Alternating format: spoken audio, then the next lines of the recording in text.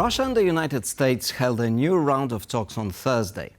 While officially peace in Ukraine was not on the agenda, European leaders are concerned that President Donald Trump is offering too many concessions to Vladimir Putin. To discuss the latest developments, I'm joined by Ian Brzezinski, a senior fellow at the Atlantic Council and a former U.S. Deputy Assistant Secretary of Defense. Hello, Ian. It's great to have you with us again. Well, good evening. It's good to be back. A lot is going on, lots of statements, visits, posts on social media, falsehoods about who started the war, as if we didn't know it was Russia. So please help us, cut through this noise and tell us what is the state of play. Well, the state of play is evolving. I mean, no one's quite confident that even Trump himself knows exactly what his strategy is.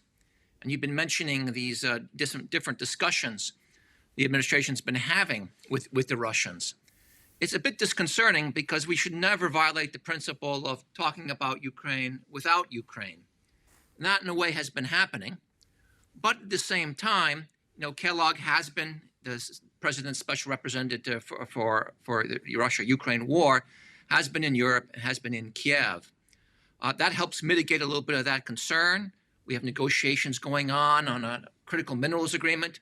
And we have Zelensky visiting Washington, perhaps arriving tonight, but meeting with Trump tomorrow.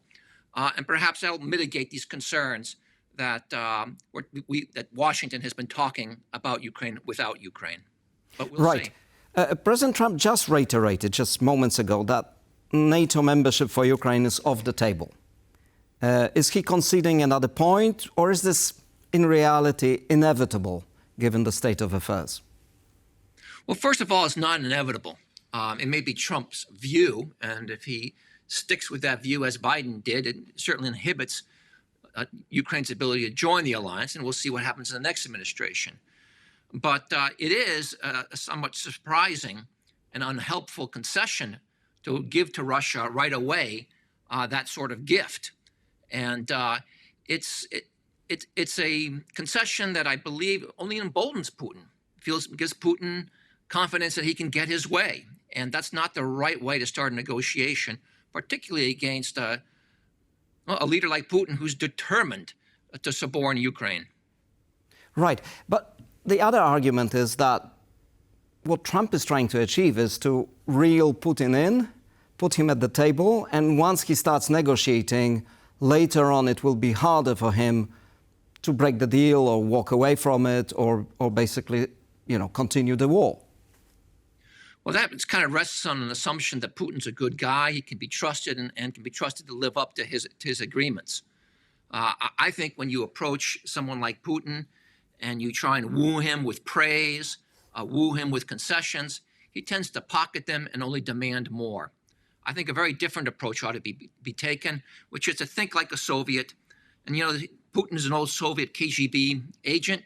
He thinks in terms of the situation on the ground. You need to change the correlation of forces in Putin's eyes, leverage our overmatching military and economic power, squeeze the Russians economically, beef up Ukraine's military capability, demonstrate a readiness to fight for our interests. That causes Putin to change his perception of the correlation of forces, and is more likely to have Putin then come to the United States, come to Europe, come to Ukraine seeking negotiations. That should be the strategy. Right. In our last conversation, you said the Europeans must do their part and provide a muscular force to guarantee peace in Ukraine. If they do that, the U.S. will do its part. How does it look now? Well, we're in the middle of that negotiation right now. I mean, this week we've had Macron come to Washington. UK Prime Minister came to Washington just yesterday. President Duda was at the CPAC talking to Trump last weekend. And it seems that the Europeans are actually trying to kind of put together some sort of deterrent force, which I think is an important step forward. But it has to be a robust deterrent force. It has to be backed also by determination of the Europeans to really ratchet up economic sanctions, to work with the United States to really create some opposition with Russia to this war. That's the kind of package that one will change Putin's view of what he can achieve, and two is the kind of package that actually might capture Trump's willingness to be part of a winning solution to this war in Ukraine. Right, but at the same time, the U.S. administration is sort of signaling that they want to lift sanctions on Russia. So how can you have Europeans maintaining their sanctions or even, increasing sanctions while the U.S. would drop them? That doesn't make any sense. It makes sense if you're trying to convince Trump to do what's right, which is to increase sanctions, not reduce sanctions, to increase military pressure on Russia, not reduce pressure on Russia, to take away concessions rather than to give them. One of the problems that Europe has in this is that Trump, like Putin, doesn't believe it's fully committed to enabling Ukraine to win this war, to defeat this Russian aggression.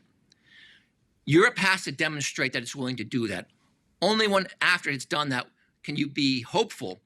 I can't guarantee it, but you can be hopeful that Trump will join in that effort and be part of the victory rather than wrapping himself in what would be a terrible defeat of Ukraine. We have observed a number of European leaders talking the right kind of language, speaking the right kind of language these days on this particular issue. We see, as you rightly pointed out, Macron and now Keir Starmer in Washington. Have they managed to obtain any kind of concession from President Trump on either backstopping European security or committing to peace guarantees or security guarantees for Ukraine? Did you get any sense during these visits? I haven't gotten the progress that we would like to see, but it's interesting that Trump hasn't fully ruled that off the table, some sort of backstopping role. It's clear he wants the Europeans to carry the preponderance of the weight of such attacks. And I got to say, we're in a position now where Trump's going to do one of three things. He's either going to unilaterally impose an unjust and unstable peace on Ukraine, or he's going to walk away from this on the assumption that basically this invasion of Ukraine is really a European concern, not a U.S. concern, one not worth his political capital. Or third, and I'll go out on a limb, he'll do the un-Biden thing. He'll do something decisive to enable Ukraine to win. If Europe doesn't put this aggressive offer on the table to step up sanctions, to help create political opposition within Russia, to carry the weight of an effective deterrent force, you're going to get you're not going to get the third option. You're going to get the first two options. So Europe is moving in the right direction in this regard.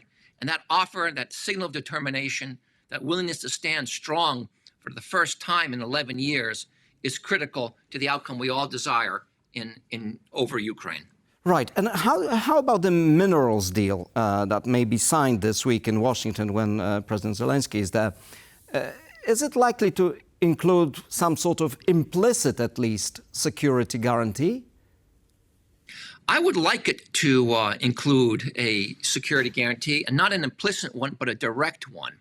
But I don't think we're really heading that way. I still think the agreement is not a bad idea. I mean, it's originally a Ukrainian idea, and it's meant to kind of leverage Ukraine's economic potentials to help finance weapons procurement, reconstruction, and economic development.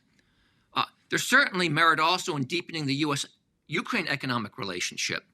But I got to say, without a credible transatlantic security guarantee, I don't see how this agreement actually yields the outcomes that's desired. Because who's going to invest in these projects if Ukraine is subject to imminent bombardment from Russia? But if you say that... guarantees are ultimately what will make this work. Right.